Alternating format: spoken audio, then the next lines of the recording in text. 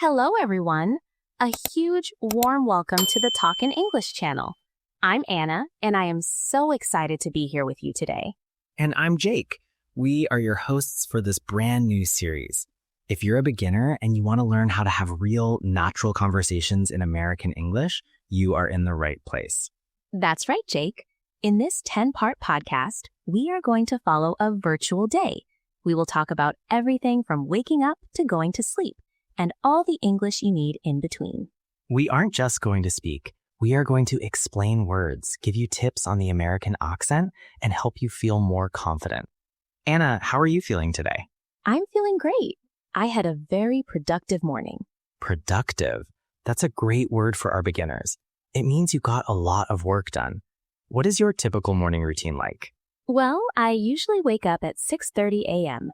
The first thing I do is hit the snooze button on my alarm clock. Oh, me too. I hate waking up early. Beginners, the snooze button is that button you press to sleep for 5 or 10 more minutes. After you finally get out of bed, what's next?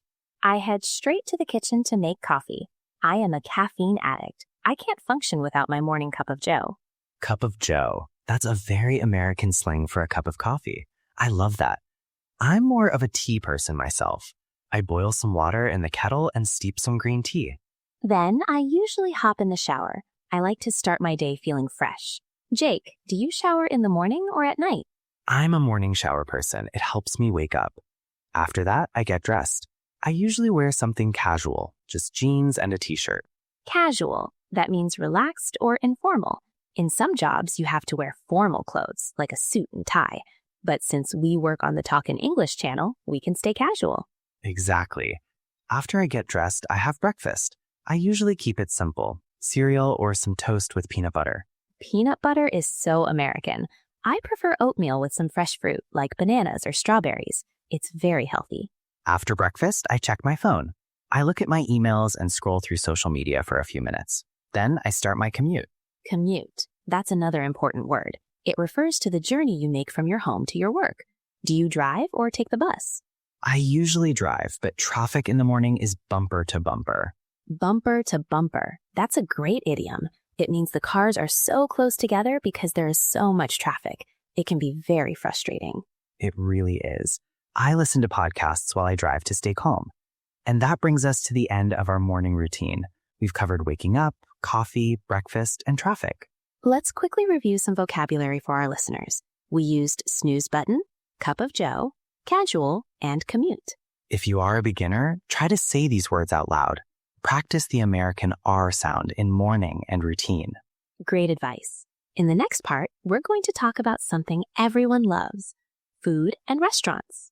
Part 2, food, cooking, and ordering at a restaurant. Anna, I'm getting hungry just thinking about this part. Let's talk about food. Me too. I love talking about food. In the U.S., we have so many different types of cuisine. That means styles of cooking from different countries, like Italian, Mexican, or Chinese. I'm a huge fan of Mexican food. I love tacos and burritos. But when I'm at home, I try to cook for myself to save money. Cooking is a great skill. What are your go-to ingredients? Go-to. That means your favorite or most common choice. My go-to ingredients are garlic, onions, and olive oil. You can make almost anything with those 3 things. I agree. I love making pasta. It's quick and easy. I just boil the noodles al dente, that means they are still a little firm, and toss them with some tomato sauce. That sounds delicious. But what about when we eat out? Eat out means going to a restaurant. When you walk into an American restaurant, the first person you see is the host or hostess. They ask, "How many in your party?" And you respond with the number of people. A table for 2, please. Then they give you the menu. Usually, the server will come by and ask, "Can I get you started with some drinks?"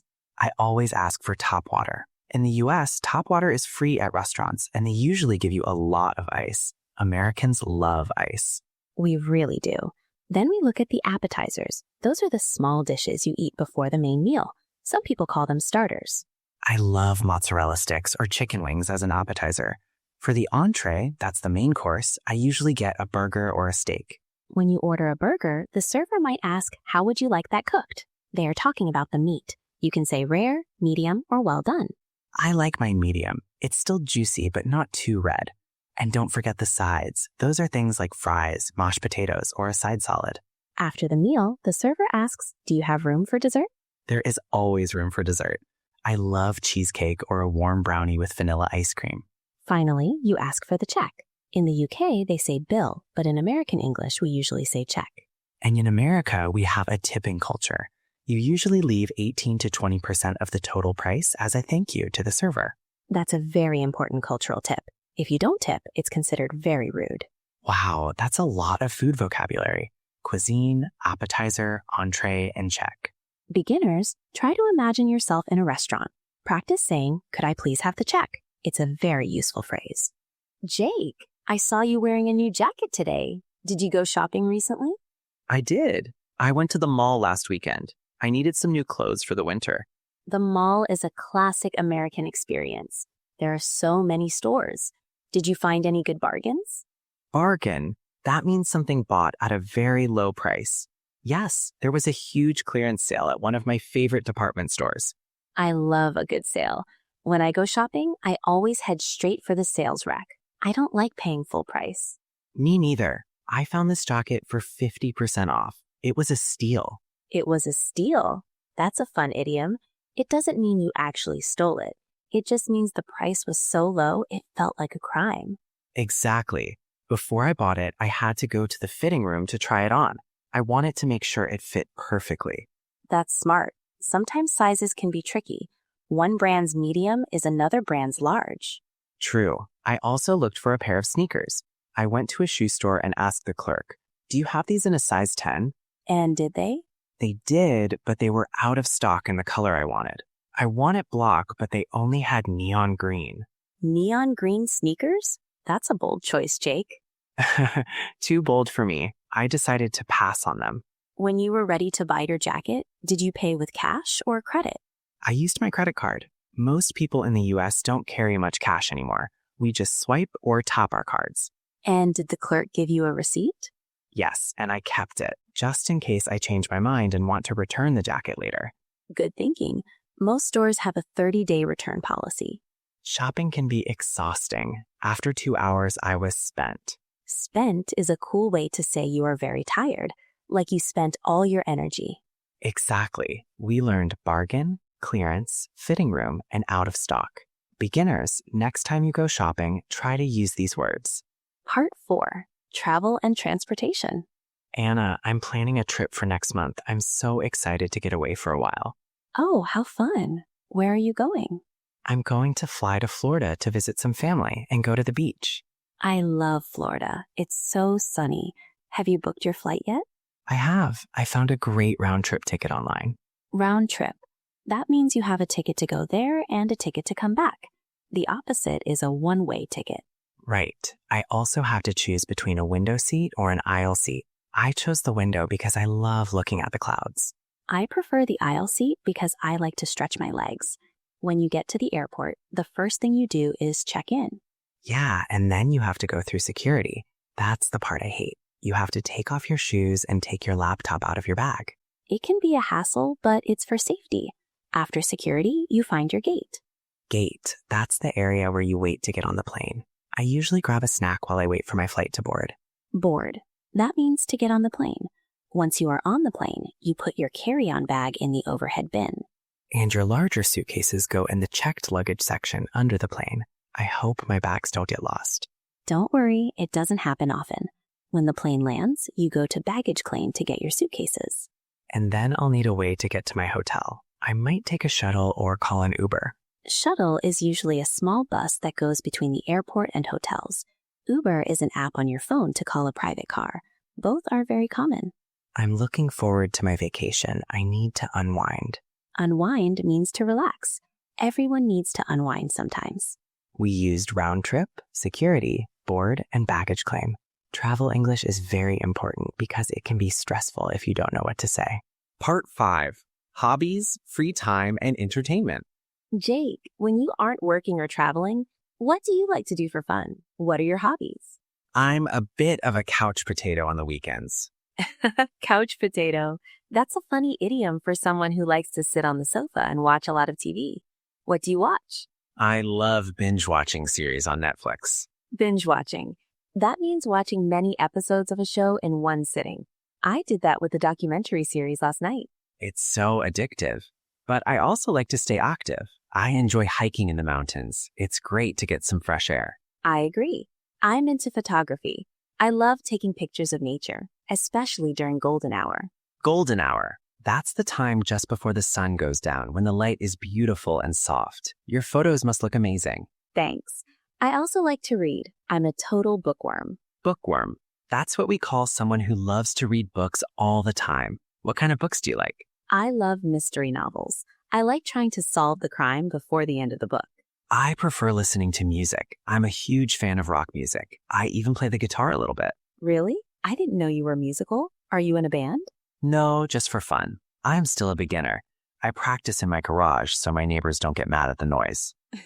That's probably a good idea. On Friday nights, I usually go to the cinema to see a new movie. We usually say movies in American English. Let's go to the movies. Do you like horror movies? No way. They are too scary for me. I prefer comedies or rom-coms. Rom-com, short for romantic comedy. They are usually very light and happy. Exactly. Free time is so important for mental health. It really is. We learned couch potato, binge watching, bookworm, and rom-com. Anna, what's your favorite hobby? Definitely photography. It helps me see the beauty in the world. Part 6. Health, fitness, and feeling under the weather. Anna, you look very energetic today. Do you work out often? I try to. I go to the gym 3 times a week. I do some cardio on the treadmill and then some weightlifting. I need to start going again. I've been feeling a bit sluggish lately. Sluggish. That means you feel slow and have no energy. Working out actually gives you more energy in the long run. I know, but sometimes it's hard to get motivated. I find that going with a friend helps. You can keep each other accountable. That's a good tip. But what about when you aren't feeling well? Sometimes I feel a bit under the weather. Under the weather is a classic American idiom for feeling sick. If you have a cold, you might have a runny nose or a sore throat. Yeah, and if it's more serious, you might have the flu. Then you definitely need to see a doctor. When you go to the doctor, you have to make an appointment. You can't just walk in. The doctor will ask, what are your symptoms? Symptoms are the signs that you are sick, like a fever or a cough. Then the doctor might give you a prescription. Prescription. That's the official note the doctor writes so you can get medicine at the pharmacy. In the US, we also have over-the-counter medicine. That means you can buy it without a prescription, like aspirin for a headache. I always keep some aspirin in my medicine cabinet at home. Good idea. And don't forget to drink plenty of fluids when you are sick. Fluids. That just means liquids, like water or juice. Exactly. Health is the most important thing we have. We should take care of ourselves. We learned cardio, under the weather, symptoms, and prescription.